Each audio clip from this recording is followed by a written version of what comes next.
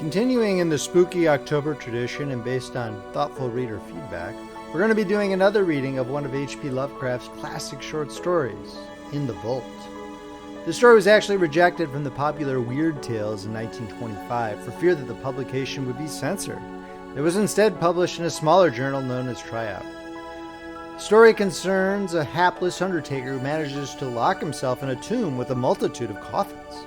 However, his method of escape is when the true terror starts. I hope you will enjoy this spooky short story. If you're enjoying this reading from Friendly Frog Press, please make sure to subscribe and hit that like button. In the Vault by H.P. Lovecraft, narrated by Beauheart.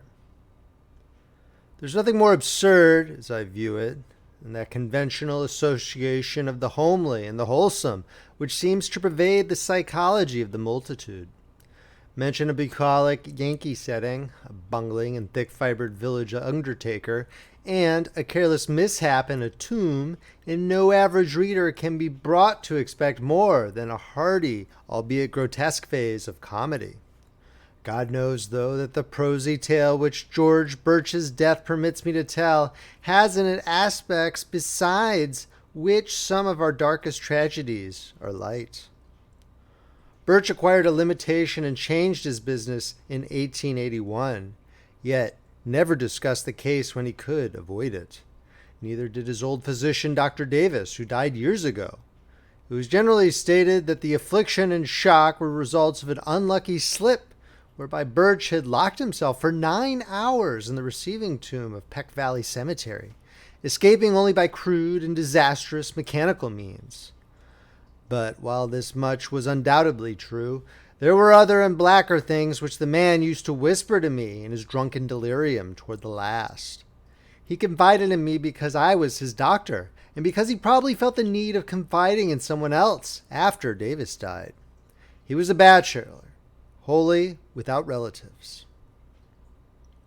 Birch, before 1881, had been the village undertaker of Peck Valley, and was a very calloused and primitive specimen, even as such specimens go. The practices I heard attributed to him would be unbelievable today, at least in a city, and even Peck Valley would have shuddered a bit had it known the easy ethics of its mortuary artists in such debatable matters as the ownership of costly laying out apparel invisible beneath the casket's lid, and the degree of dignity to be maintained in posing and adapting the unseen members of lifeless tenants to containers not always calculated with sublimest accuracy.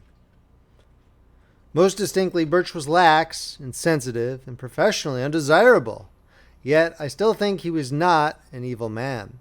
He was merely crass of fiber and function, thoughtless, careless, and liquorish. And his easily avoidable accident proves, and without that modicum of imagination which holds the average citizen within certain limits fixed by taste. Just where to begin Birch's story, I can hardly decide, since I am no practiced teller of tales. I suppose one should start in the cold December of 1880, when the ground froze and the cemetery delvers found they could dig no more graves till spring. Fortunately, the village was small and the death rate low, so that it was possible to give all of Birch's inanimate charges a temporary haven in the single antiquated receiving tomb. The undertaker grew doubly lethargic in the bitter weather and seemed to outdo even himself in carelessness. Never did he knock together flimsier and ungainlier caskets, or disregard more flagrantly the needs of the rusty lock on the tomb door, which he slammed open and shut with such nonchalant abandon. At last the spring thaw came, and graves were laboriously prepared for the 9 silent harvests of the grim reaper, which waited in the tomb. Birch, though dreading the bother of removal and interment, began his task of transference one disagreeable April morning, but ceased before noon because of a heavy rain that seemed to irritate his horse, after having laid but one mortal tenement to its permanent rest. That was Darius Peck, the nonagenarian, whose grave was not far from the tomb. Birch decided that he would begin the next day with little old Matthew Fenner, whose grave was also nearby, but actually postponed the matter for 3 days, not getting to work till Good Friday, the 15th. Being without superstition, he did not heed the day at all, though ever afterward he refused to do anything of importance on that fateful 6th day of the week. Certainly the events of that evening greatly changed George Birch. On the afternoon of Friday, April 15th, then, Birch set out for the tomb with horse and wagon to transfer the body of Matthew Fenner.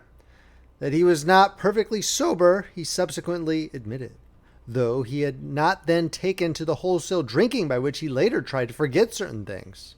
He was just dizzy and careless enough to annoy his sensitive horse, which as he drew it viciously up at the tomb, neighed and pawed and tossed its head, much as on that former occasion when the rain had vexed it. The day was clear, but a high wind had sprung up, and Birch was glad to get to shelter as he unlocked the iron door and entered the side hill vault. Another might not have relished the damp, odorous chamber with the 8 carelessly placed coffins, but Birch in those days was insensitive, and was concerned only in getting the right coffin for the right grave. He had not forgotten the criticism aroused when Hannah Bixby's relatives, wishing to transport her body to the cemetery in the city whither they had moved, found the casket of Judge Capwell beneath her headstone. The light was dim, but Birch's sight was good, and he did not get Asaph Sawyer's coffin by mistake, although it was very similar. He had indeed made that coffin for Matthew Fenner, but had cast it aside at last as too awkward and flimsy, in a fit of curious sentimentality aroused by recalling how kindly and generous the little old man had been to him during his bankruptcy 5 years before. He gave old Matt the very best his skill could produce, but was thrifty enough to save the rejected specimen and to use it when Asaph Sawyer died of a malignant fever. Sawyer was not a lovable man. Many stories were told of his almost inhuman vindictiveness and tenacious memory for wrongs real or fancied. To him Birch had felt no compunction in assigning the carelessly made coffin which he now pushed out of the way in his quest for the Fenner casket.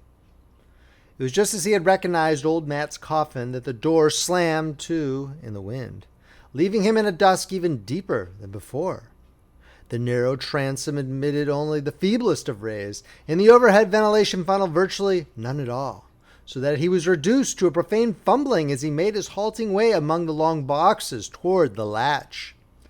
In this funereal twilight he rattled the rusty handles, pushed at the iron panels, and wondered why the massive portal had grown so suddenly recalcitrant. In this twilight, too, he began to realize the truth, and to shout loudly as if his horse outside could do more than neigh in unsympathetic reply. For the long-neglected latch was obviously broken, leaving the careless undertaker trapped in the vault, a victim of his own oversight. The thing must have happened at about 3:30 in the afternoon. Birch, being by temperament phlegmatic and practical, did not shout long, but proceeded to grope about for some tools which he recalled seeing in a corner of the tomb. It is doubtful whether he was touched at all by the horror and exquisite weirdness of his position, but the bald fact of imprisonment so far from the daily paths of men was enough to exasperate him thoroughly. His day's work was sadly interrupted, and unless chance presently brought some rambler hither, he might have to remain all night or longer. The pile of tools soon reached, and hammer and chisel selected, Birch returned over the coffins to the door. The air had begun to be exceedingly unwholesome, but to this detail he paid no attention as he toiled, half by feeling at the heavy and corroded metal of the latch. He would have given much for a lantern or bit of candle, but lacking these, bungled semi-sightlessly as best he might. When he perceived that the latch was hopelessly unyielding, at least to such meager tools under such tenebrous conditions as these, Birch glanced about for other possible points of escape. The vault had been dug from a hillside, so that the narrow ventilation funnel on the top ran through several feet of earth, making this direction utterly useless to consider. Over the door, however, the high slit-like transom in the brick facade gave promise of possible enlargement to a diligent worker. Hence, upon this his eyes long rested as he racked his brains for means to reach it. There was nothing like a ladder in the tomb, and the coffin niches on the sides and rear, which Birch seldom took the trouble to use, afforded no ascent to the space above the door. Only the coffins themselves remained as potential stepping stones, and as he considered these, he speculated on the best mode of transporting them. 3 coffin heights, he reckoned, would permit him to reach the transom, but he could do better with 4. The boxes were fairly even and could be piled up like blocks, so he began to compute how he might most stably use the 8 to rear a scalable platform 4 deep. As he planned, he could not but wish that the units of his contemplated staircase had been more securely made. Whether he had imagination enough to wish they were empty is strongly to be doubted. Finally, he decided to lay a base of 3 parallel with the wall, to place upon this 2 layers of 2 each, and upon these a single box to serve as the platform. This arrangement could be ascended with a minimum of awkwardness, and would furnish the desired height. Better still, though, he would utilize only 2 boxes of the base to support the superstructure, leaving one free to be piled on top in case the actual feat of escape required an even greater altitude. And so the prisoner toiled in the twilight, heaving the unresponsive remnants of mortality with little ceremony as miniature Tower of Babel rose course by course. Several of the coffins began to split under the stress of handling, and he planned to save the stoutly built casket of little Matthew Fenner for the top, in order that his feet might have as certain a surface as possible. In the semi-gloom, he trusted mostly to touch to select the right one, and indeed came upon it almost by accident, since it tumbled into his hands as if through some odd volition after he had unwittingly placed it beside another on the 3rd layer. The tower at length finished, and his aching arms rested by a pause during which he sat on the bottom step of his grim device. Birch cautiously ascended with his tools and stood abreast of the narrow transom. The borders of the space were entirely of brick, and there seemed little doubt but that he could shortly chisel away enough to allow his body to pass. As his hammer blows began to fall, the horse outside whinnied in a tone which may have been encouraging, and to others may have been mocking. In either case, it would have been appropriate, for the unexpected tenacity of the easy-looking brickwork was surely a sardonic commentary on the vanity of mortal hopes, and the source of a task whose performance deserved every possible stimulus. Dusk fell, found Birch still toiling. He worked largely by feeling now, since newly gathered clouds hid the moon, and though progress was still slow, he felt heartened at the extent of his encroachments on the top and bottom of the aperture. He could, he was sure, get out by midnight, though it is characteristic of him that this thought was untinged with eerie implications. Undisturbed by oppressive reflections on the time, the place, and the company beneath his feet, he philosophically chipped away the stony brickwork, cursing when a fragment hit him in the face, and laughing when one struck the increasingly excitingly horse that pawed near the cypress tree. In time, the hole grew so large that he ventured to try his body in it now and then, shifting about so that the coffin beneath him rocked and creaked. He would not, he found, have to pile another on his platform to make the proper height, for the hole was on exactly the right level to use as soon as its size might permit. It must have been midnight at least when Birch decided he could get through the transom. Tired and perspiring despite many rests, he descended to the floor and sat a while on the bottom box to gather strength for the final wriggle and leap to the ground outside. The hungry horse was neighing repeatedly and almost uncannily, and he vaguely wished it would stop. He was curiously unelated over his impending escape and almost dreaded the exertion, for his form had the indolent stoutness of early middle age. As he remounted the splitting coffins, he felt his way very poignantly, especially when, upon reaching the topmost one, he heard that aggravated crackle which bespeaks the wholesale rending of wood. He had, it seems, planned in vain when choosing the stoutest coffin for the platform, for no sooner was his full bulk again upon it than the rotting lid gave way, jouncing him 2 feet down on a surface which even he did not care to imagine. Maddened by the sound, or by the stench which billowed forth even to the open air, the waiting horse gave a scream that was too frantic for a neigh, and plunged madly off through the night, the wagon rattling crazily behind it. Birch, in his ghastly situation, was now too low for an easy scramble out of the enlarged transom, but he gathered his energies for a determined try. Clutching the edges of the aperture, he sought to pull himself up when he noticed a queer retardation in the form of an apparent drag on both his ankles. In another moment, he knew fear for the first time that night. For struggle as he would, he could not shake clear of the unknown grasp which held his feet in relentless captivity.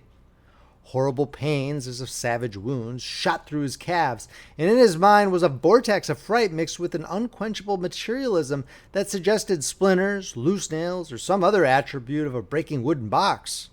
Perhaps he screamed. At any rate, he kicked and squirmed frantically and automatically whilst his consciousness was almost eclipsed in a half-swoon. Instinct guided him in his wriggle through the transom, and in the crawl which followed his jarring thud on the damp ground.